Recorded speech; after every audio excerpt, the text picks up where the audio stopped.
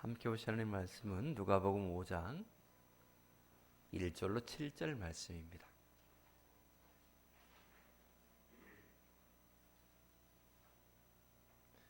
누가복음 5장 1절부터 7절 말씀입니다.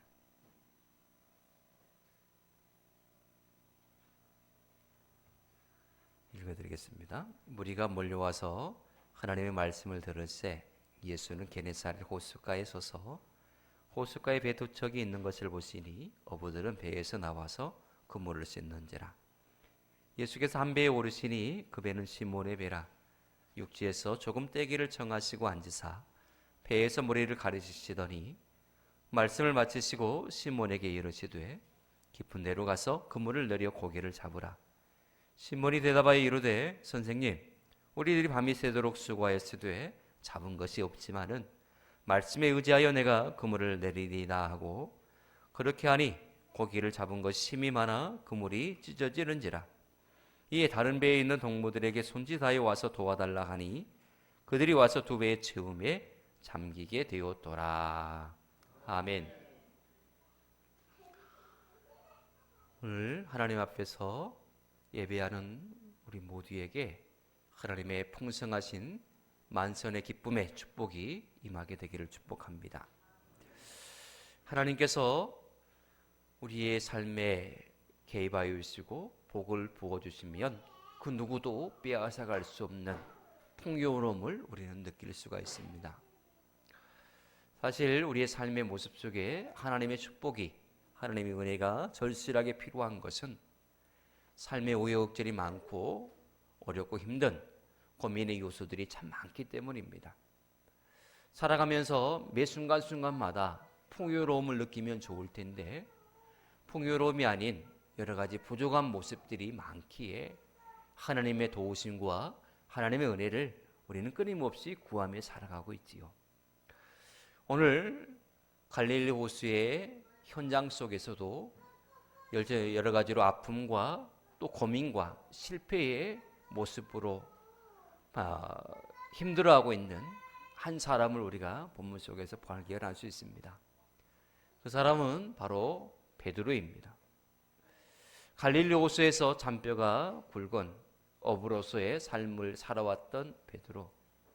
그러나 그에게도, 전문가인 그에게도 실패의 순간이 있더라라고 하는 것입니다. 여러 가지 아픔의 요인 가운데 있을 때에 예수님께서 그곳에 찾아오셨고 그의 배를 조금 떼기를 청하시고 그곳에서 말씀을 전하신 이후에 그에게 하나의 말씀을 하시죠. 깊은 데로 가서 그물을 내려 고기를 잡으라 라고 하는 것입니다. 사실 베드로의 귀에는 예수님의 말씀이 제대로 들려오지 않았습니다. 우리가 경험해 본 바가 있지 않습니까? 여러 가지 삶의 고민들이 많고 여러 가지로 복잡한 인생 가운데 있을 때에 머리가 복잡하면 말씀이 제대로 들어오지 않습니다. 조금 전까지 실패의 모습 속에 있었을 때에 아니 도대체 왜 한 마리도 잡지 못했지? 왜 그랬을까? 평상시에 이곳에 그물을 던지면 얼마만큼의 기대치가 있었는데 왜 오늘은 하나도 잡지 못했지? 왜 이런 문제가 생겼을까? 이런 생각으로 인하여서 아무리 예수님이 강단에 서서 말씀을 전한다 할지라도 그 말씀이 귀에 들어왔겠느냐라는 것입니다. 여러 가지 마음이 참 복잡했을 것입니다. 그러나 예수님께서 말씀을 마치신 이후에 베드로에게 깊은 데로 가서 그물을 내려 고기를 잡으라 라고 말씀을 하십니다. 지금까지 베드로는 참 얕은 데에서만 그물을 내려서 고기를 잡았던 사람입니다. 왜냐하면 깊은 데에서는 고기가 밑으로 쭉 들어가 버리기 때문에 그 당시에 어부의 기술력 가지고는 깊은 데에서 사는 고기를 잡을 수가 없었거든요. 그 당시의 기술력 가지고는 얕은 물가에 사는 고기들, 그런 고기들을 잡는 것이 고작이었습니다. 지금껏 깊은 데로 가서 그물을 내려 고기를 잡은 적이 한 번도 없습니다. 배가 작기도 하였고 그물이 크지도 않았기 때문입니다. 그래서 한 번도 경험해 보지 못한 그 장소에 가서 그물을 내려서 고기를 잡으라 라고 말씀하는데, 이 말씀에 순종하기가 여간 어려운 것이 아닙니다. 그러나 그는 예수님의 말씀에 순종하여서 그물을 내려 고기를 잡았더니 풍성함의 축복을 경험하게 되었다라고 하는 것입니다. 오늘 구정 명절을 맞아서 하나님의 은혜와 축복을 구하며 예배하는 우리 모두에게 주신 말씀이 이 말씀인데, 이 말씀을 통하여서 하나님의 풍성하신 축복을 경험하는 그 비결을 배우는, 그래서 여러분들의 삶이 하나님의 축복으로 풍성해지는, 축복이 임하는 귀한 시간이 되어지기를 주님 축복합니다. 우리가 풍성한 삶의 축복을 경험하기까지 필요한 조건이 있습니다. 먼저는 예수님을 만나야 됩니다. 예수님을 만나지 않고서 결코 하나님의 축복을 경험할 수가 없습니다. 그래서 첫 단추는 예수님을 만나야 된다 하는 것입니다. 풍성한 하나님의 축복을 경험하기까지 예수님을 만나지 않고서, 예수님을 통하지 않고서 하나님으로부터 바로 직통으로 내가 하나님의 축복을 받는다? 그거는 성경은 그렇게 말씀하시지 않습니다. 예수님은 항상 하나님과 우리 사이에 다리가 되어주시거든요. 모든 축복도 하나님과 우리 사이에 다리 역할을 하는 예수님을 통해서 우리에게 오는 것입니다. 하나님의 은사와 하나님의 능력도 예수님을 통하여서 우리에게 주어지죠. 예수님은 언제나 하나님과 우리 사이에 중보자로서 그 역할을 지금도 감당하고 계십니다. 우리가 하나님의 축복을 경험하기까지 예수님을 통하여서 경험할 수 있기에 가장 먼저는 예수님을 만나셔야 됩니다. 삶의 무게로 힘이 들고 고통스럽고 염려와 걱정이 있을 때에 우리는 예수님을 만나야 됩니다. 베드로가 가슴으로 뜨겁게 예수님을 만난 그때가 어느 때입니까? 삶의 실패로 인하여서, 한 마리도 잡지 못한 고기로 인하여서, 그 어부로서의, 프로로서의 실패로 인하여서 절망 가운데 있을 때에 예수님을 만나게 되었습니다. 예수님은요, 우리가 성공하고 잘 나갈 때에 우리 곁에 오시는 분이 아닙니다. 물론 그때만 예수님이 찾아오신다면 악착같이 우리는 성공하려고 몸부림쳐야 되겠지요. 그러나 그때가 아니더라고요. 진짜로 외롭고 홀로 있다라고 생각할 때에, 나는 실패자다, 나는 무능한 사람이다 라고 여겨지는 그때에 하염없이 인생에 대한 쓴 잔을 마시고 괴로워할 때에, 그때에 우리 주님이 찾아오시더라고요. 아니요, 그 전에도 이미 예수님은 찾아오셨는데 그때는 내가 몰랐는데, 외롭고 힘들고 고통 가운데 있을 때에 그때서야 비로소 느껴지더라고요. 우리 부모님의 사랑에 대해서, 부모님의 사랑이 언제 한번 끊어진 적이 있는 거 여러분 보셨나요? 부모님의 사랑은 한 번도 나를 향하여서 끊어진 적이 없습니다. 부모의 관심이, 나라는 존재가 부모의 머릿속에서 조금이라도 잊혀진 적이 한 번도 없습니다. 그런데 정작 당사자인 나는 그것을 모르고 살았습니다.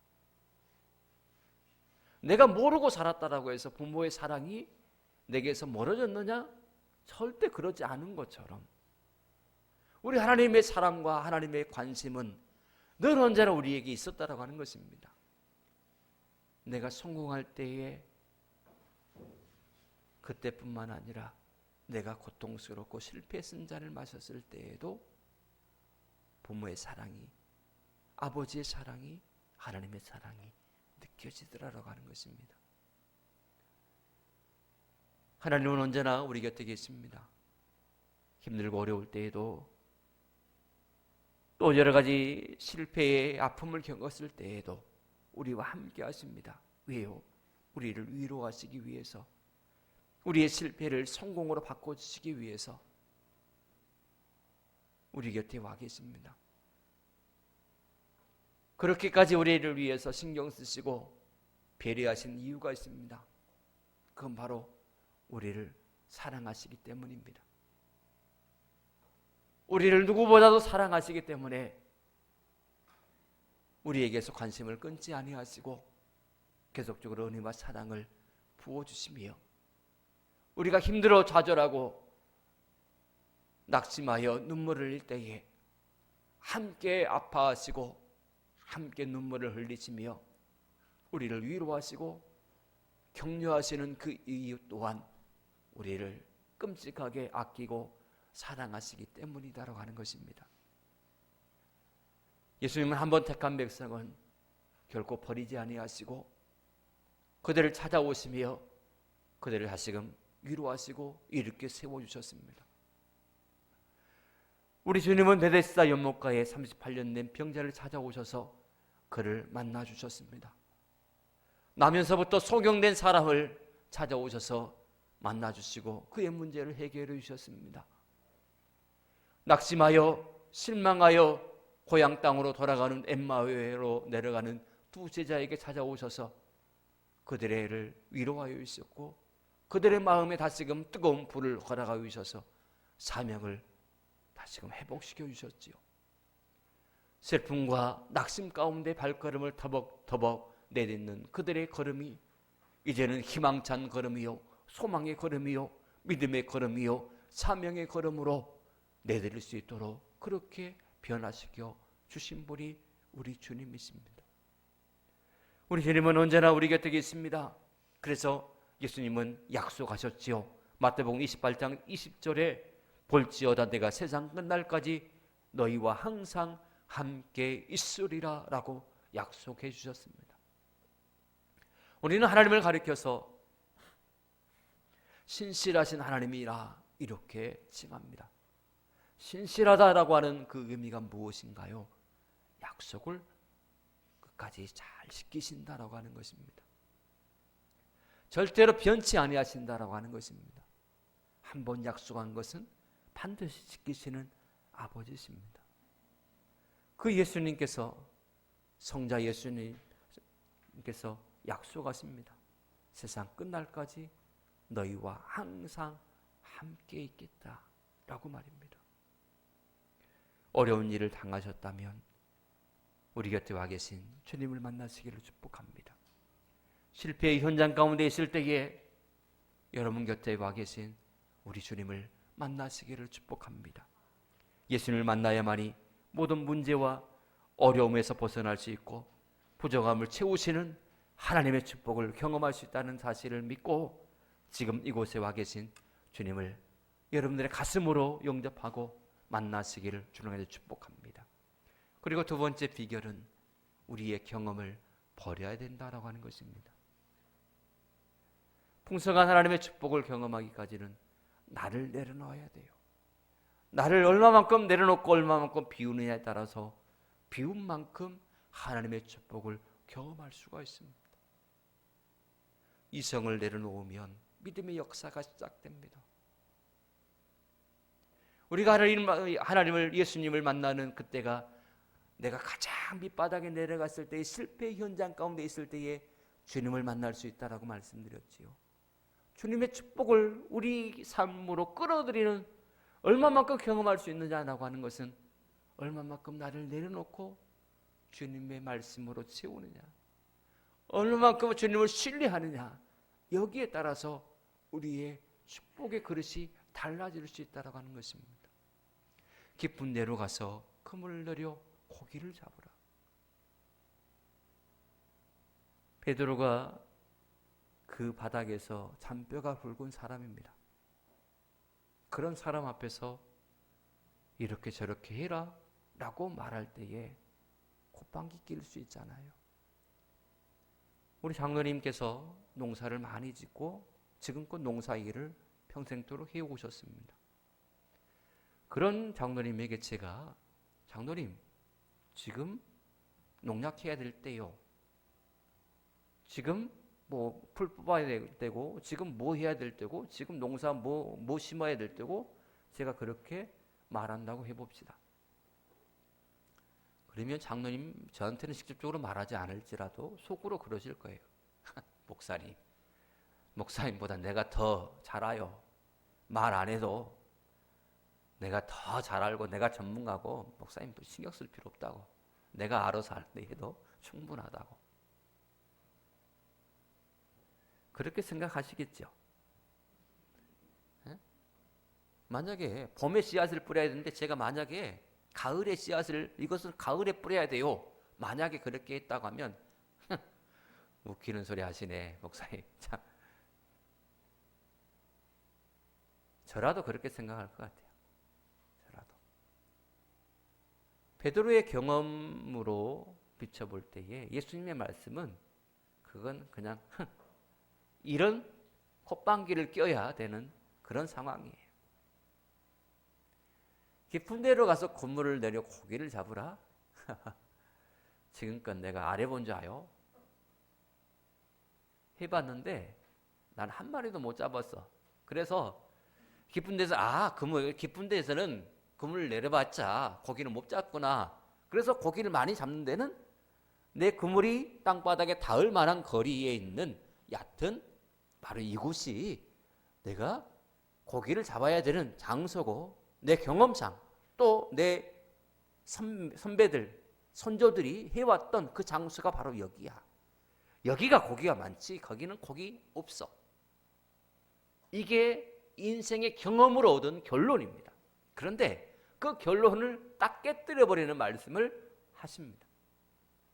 깊은 데로 가서 그물을 내려 고기를 잡으라. 봄에 씨앗을 뿌려야 가을에 거둘 수 있는데 가을에 씨를 뿌리라라고 하니 이건 말도 안 되는 소리인데 베드로는 어떻게 합니까? 진짜로 경험을 내려놓고 깊은 데로 가서 그물을 내립니다. 진짜로 봄에 씨앗을 뿌려야 가을에 거둘 수 있는데 가을에 씨를 뿌리라 하니 그래도 가을에 씨를 뿌립니다. 하나님의 역사는요 참으로 놀랍습니다. 하나님의 역사는 놀라워요. 깊은 데로 가서 그물을 내려 고기를 잡으라.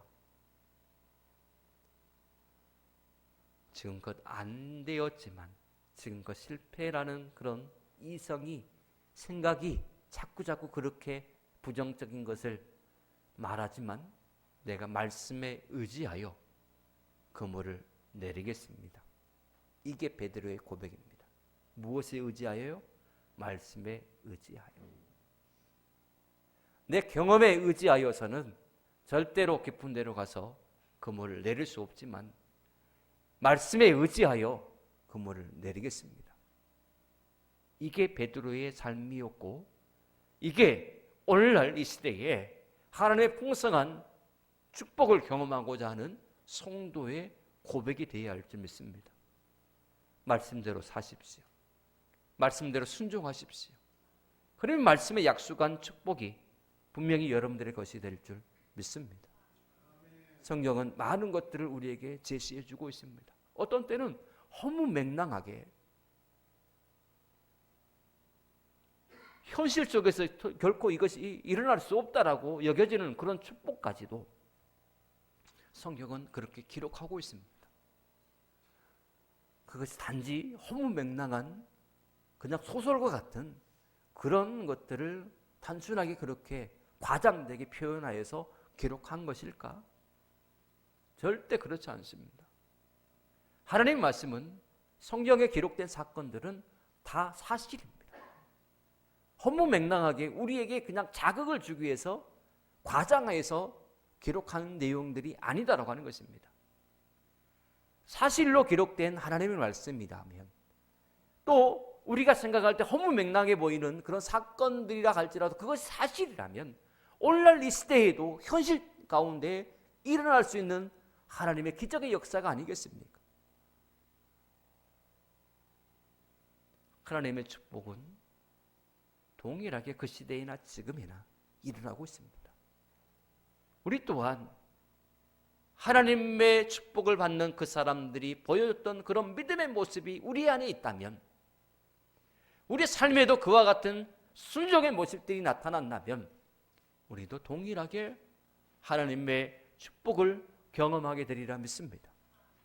사렙과 과부가 마지막 양식을 주의 종을 대접하는 데 사용하고 하나님의 말씀에 순종했을 때에 어떤 축복을 받았는지 우리는 너무나 잘 압니다. 그러나 이 말씀에 순종하는 것은 누구나 할 수 없는 일입니다. 살아가는 내 자식, 아들이 굶어서 빼빼 말라고 엄마 배고파 그러고 빼빼 말라가지고 먹을 양식이 없어서 굶어서 죽는 상황에 그 양식을 내 자식을 안 주고 목사님을 대접해? 그럴 부모 있나요? 여러분들은 그렇게 하실 수 있나요? 어느 부모가 이 말씀에 순종할 수 있겠나요? 단순하게 이 사렙다 과부처럼 이런 믿음을 내게 달라고 하지만 현실의 삶 속에서 과연 그렇게 순종할, 이렇게 행동할 부모가 과연 몇이나 되냐 말이에요. 그래서 이런 축복이 현실 가운데 나타나지 않고 있다고 하는 것입니다. 깊은 데로 가서 그물을 내려 고기를 잡으라. 100번 1000번 내가 경험해봤던 경험들이에요. 실패, 그거 안 돼. 가을에 씨를 뿌려서는 안 돼. 이게 우리의 경험이에요. 그런데 그 경험을 내려놓으래요. 내 본능을 내려놓으래요. 그래야만이 풍성한 하나님의 축복을 경험할 수 있다라고 말씀을 합니다. 하나님의 축복을 받는 것을 모두가 다 소망하고 바라고 있습니다. 그러나 그 축복받는 그 비결을 그대로 순종하기까지는 너무나 어려워요. 너무나. 그래서 우리는 끊임없이 하나님 앞에 엎드려 믿음을 구해야 됩니다. 하나님, 나의 믿음 없는 것을 용서해 주시고 내게 믿음을 주세요. 기꺼이 하나님의 말씀에 순종할 수 있는 믿음을 주세요. 내 인간적인 내 본능을 내려놓고 하나님의 말씀을 최우선으로 여기고 순종할 수 있는 믿음을 주세요. 믿음대로 순종하며 하나님께서 내 삶을 책임져 주시고 내 삶의 역전의 은혜를 허락하실 것을 내가 믿는 그 믿음을 내게 주세요. 사실 우리가 하나님을 믿는다라고 그렇게 말하지만 우리의 믿음이 얼마나 연약하고 얼마나 보잘것없는 줄 아십니까? 우리는 진짜 믿음 없는 사람들이에요. 나는 믿음이 강해. 나는 믿음이 있어. 혹시 그렇게 생각하시는 분 계신가요? 저는 한없이 하나님 앞에서 진짜 나는 믿음 없는 놈이구나. 이런 사실을 끊임없이 날마다 발견하고 하나님 앞에 너무너무 죄송스럽기도 해요. 정작 가장 믿음이 뜨겁고 가장 믿음이 강하고 가장 믿음이 있어야 되는 사람인 목사인 제가 저를 볼 때에 저는 한없이 믿음 없는 사람에 불과하고 한없이 연약한 사람에 불과하다라는 것이 저의 결론이에요.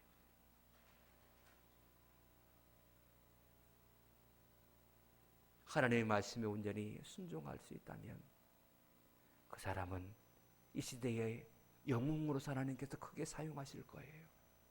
하나님의 말씀에 온전히 순종하여 목숨까지 내걸 수 있다면 그 사람을 통하여서 이 지역은, 하나님 이 지구촌은 완전히 대변화의 역사가 일어나게 될 것입니다. 그런데 그와 같이 큰 믿음, 큰 용사가 이 땅에는 그렇게 많지 않습니다. 그러나 우리 주님은 작은 믿음이라 할지라도 그것을 외면치 아니하시고 그럼에도 불구하고 귀하게 사용하여 오셨습니다. 믿음 없는 우리를 통하여서 하나님은 얼마나 많은 일들을 행하셨습니까? 여러 가지로 내 일이 우선이다라고 했던 그런 우선순위가 그렇게 정해졌던 우리를 통하여서도 하나님은 이렇게 영광을 받아오셨고 이만큼의 교회의 성장을 위해서 우리를 아름답게 사용해 주셨지 않습니까? 우리가 지금의 수준에서 좀 더 발전적인 믿음의 모습으로 나갈 수 있다면 하나님은 얼마나 많은 축복을 우리에게 부어주실까요? 지금의 연약한 모습으로, 부족한 모습으로, 겨자씨와 같은 작은 믿음의 모습으로도 이만큼의 축복을 받았다면 온전히 하나님을 신뢰하는 그런 믿음의 단계까지 우리가 이르게 될 때에 하나님의 축복이 얼마만큼 우리에게 많이 쏟아질까? 여러분 기대가 되십니까? 하나님의 축복을 풍성하게 경험하기를 원하신다면 여러분들의 경험을 내려놓고 하나님의 말씀을 아멘으로 받으시기를 축복합니다. 그리고 그 말씀을 삶 속에서 적용하려고 몸부림쳐 가십시오. 하나님의 말씀대로 그대로 믿고 하나님의 말씀대로 그대로 순종하고 그래서 하나님의 말씀대로 축복받는 여러분들의 삶이 되어지기를 주님 축복합니다. 그리고 온전히 내 경험을 내려놓고 하나님의 말씀에 100% 순종하고자 하는 몸부림을 치십시오. 베드로는 말씀에 순종했습니다. 선생님, 우리들이 밤이 새도록 수고하였으되 잡은 것이 없지만은 말씀에 의지하여 내가 그물을 내리겠습니다. 그랬더니 그 결과가 아주 놀랍지요. 그물이 찢어질 정도로 많이 잡았고 주위에 있는 동료들 또한 오락에서 채우는데 2배에 가득 채우게 되었더라 라고 하는 것이 성령의 증언입니다. 순종하면 나도 축복받고 내 주변의 사람도 축복받는 역사가 분명히 있다라고 하는 것이 성령의 증언입니다. 여러분들에 인하여서 주위 사람들이 행복하고 축복받는 역사가 있게 되기를 축복합니다. 구절 명절입니다. 우리 모두는 하나님 안에서 큰 축복의 사람이 되기를 소망하는 마음으로 이렇게 명절에 하나님 앞에 예배하고 있습니다. 하나님 앞에서 순종을 통한 하나님의 축복이 여러분의 삶에 가득하게 되어지기를 축복합니다. 또한 여러분 한 사람을 통하여서 주변의 사람들이 복을 받는 귀한 역사가 있게 되기를 축복합니다. 그러기 위해서는 순종하셔야 됩니다. 근데 순종이라는 것이 어렵습니다. 왜 어렵냐면 손해보는 것 같다라는 생각이 들기 때문입니다. 순종하는 것이 손해보는 것 같아요. 자꾸. 또 순종하면 즉각적으로 어떤 현상이 일어나거나 뭔가 결과가 바로 도출되거나 그러면 얼마나 좋아요. 그러면 순종할 맛이 나잖아요. 오늘 말씀에 깊은 데로 가서 그물을 내려라 라고 했을 때에 진짜로 가서 깊은 데에서 그물을 탁 던졌을 때에 한 방에 그물이 찢을 정도로 많이 딱 잡히면 순종을 만나죠. 어떤 말씀을 하시든지 예수님 말씀해 주세요. 어떤 말씀이든 내가 다 순종하랍니다. 저기 내 재산, 전 재산을 다 드리라고 할지라도 난 다 드릴게요. 드리면 갑절의 축복을 줄게라고 약속하셨으니 내가 다 드리고 내 갑절의 축복을 받으랍니다. 하나하나 순종할 때마다 그렇게 즉각적으로 결과가 나오면 세상에 순종 안 할 사람이 어디 있겠습니까? 하나를 드리면 2개를 준다고 하느니 그거 순종하죠. 100% 이득인데 순종 바로바로 해요. 바로바로. 그런데 어떤 때는 순종한다라고 해서 즉각적으로 어떤 일들이 일어나고 보상이 주어지고 그런 것이 아니에요. 도대체 지금 내가 순종을 하고 있긴 한데 진짜로 이렇게 되어질까? 이런 생각이 자꾸 들어요. 자꾸. 처음에는 믿음으로 순종했다가 나중에는 그 믿음이 온데간데 없어지고 나중에는 의심투성이 돼요. 그것이 반복되다 보면 해봤자 아무 소용없더라. 이것이 결론으로 자리 잡아버립니다. 그래서 어떤 말씀을 하시든지 그거 내가 해봤는데 안 돼. 이게 설교 말씀을 듣는 가운데서도 우리의 머릿속에서 그렇게 결론이 이미 되어져 버려서 말씀이 안 들어와요. 안 들어와. 얼마나 많은 성도들이 수십 년 신앙생활 했다고 하는 자부하는 그런 사람들이 그 머릿속에서 결론으로 자리 잡고 있는 모습들이 바로 이거예요. 그거 해도 안 돼. 예전에는 부흥회 참 많이 했어요. 그만큼 뜨거웠고 그만큼 기대가 되고 사모함이 되었죠. 그러나 지금은 부흥회 별로 안 해요. 왜 그런지 아세요? 부흥회에도 별것 없더라. 이게 성도들의 머릿속에 자리 잡아버렸어요. 그래서 부흥회 한다라고 해도 사모함이 없어요. 뜨거움이 없어. 예전에는 부흥회 하면 무조건 뜨거워 그랬었는데 점점 그것이 희석되어 가지고 연수가 더해가다 보니까 이거 부흥회도 그때만 반짝하고 말더라. 해봐도 별 필요 없어. 이게 보편적으로 자리 잡아버렸다라고 하니까요. 기도원이라는 것이 요즘은 거의 다 사라져버렸어요. 그 또한 마찬가지예요. 그 또한 기도원이 절대 나쁜 곳이 아닙니다. 그런데 몇몇 잘못된 기도원 때문에 다른 기도원들도 잘못된다라고 그렇게 사람들이 오해해가지고 기도원에 안 가요. 기도원에 가면 진짜 기도원에서 참 많은 은혜 받았고 은사도 받았고 그랬어요. 근데 요즘 기도원 가는 사람 없어요. 거의 없어.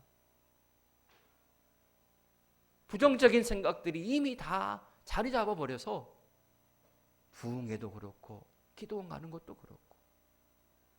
그러니 어디서 신앙의 뜨거움을 회복하냐 말입니다. 교회 내 본교회에서 말씀을 들을 때 뜨거움을 회복하면 얼마나 좋아요.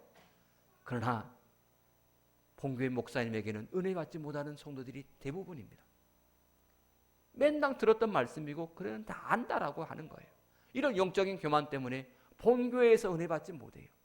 그렇다면 밖에 나가서라도 은혜를 받아야 되잖아요. 그런데 밖에 나가는 그 모습 기도원도 별로라고 생각해요. 부정적으로 여겨요. 그러면 은혜 받을 곳이 없어요. 그러니 점점 그동안 쌓아왔던 은혜의 모습들이 다 하나하나 빼먹다 보니까 지금은 밑바닥이에요. 그럼 밑바닥임에도 불구하고 여전히 생각은 나는 지금껏 수십 년을 신앙생활 해왔어. 이 경험이 믿음의 자리를 가득 채우고 있다고 하는 것입니다. 이것이 문제입니다. 이것이. 오늘날 교회가 영향력을 잃어버리고 겉모습만 그럴싸해 보이는 이런 모습으로 전락해 보는 것이 경험으로 가득 찬 신앙의 모습이기 때문입니다. 우리는 끊임없이 다시 갈아엎어야 됩니다. 우리의 신앙이 날마다 새로워져야 된다고 하는 것입니다. 이제 얼마 안 있으면 논밭을 갈겠지요. 그리고 로타리도 치고 그래서 새로운 씨앗을 뿌리겠지요. 농사를 짓는 모습이 그와 같은 것처럼 우리의 신앙의 모습도 매년마다 새롭게 갈아엎고 씨앗을 심고 자라게 하고 거름주고 그래서 열매를 맺는 신앙이 날마다 매 순간순간마다 매 해마다 있어야 됩니다. 과거의 신앙 가지고 지금을 사는 것 아니지 않습니까? 과거는 현재를 어떻게 살 것인가에 대한 조언을 해줄 뿐 과거의 신앙 가지고 오늘날까지 우리가 그것으로 살아갈 수 없습니다. 순종하면 하나님이 우리에게 축복해 주십니다. 그러기 위해서는 과거의 경험을 내려놓으십시오. 내 의지도 내려놓으시고 내 자아도 내려놓으시고 오직 주님의 말씀을 믿음으로 아멘하며 받으시기를 축복합니다. 그래서 기독교는 끊임없이 첫째도 순종을 강조하고 둘째도 셋째도 순종을 말씀을 하고 있습니다. 말씀대로 청종하여 순종하면 내가 네게 복을 주겠다라고 하는 것이 성경의 약속들입니다. 하나님의 말씀에 순종하면 하나님의 모든 것들이 다 우리의 것이 됩니다. 하나님의 말씀에 순종하는 사람, 하나님께 순종하는 사람은 질병에서 고침을 받을 수 있습니다. 자녀와 후손이 축복을 받습니다.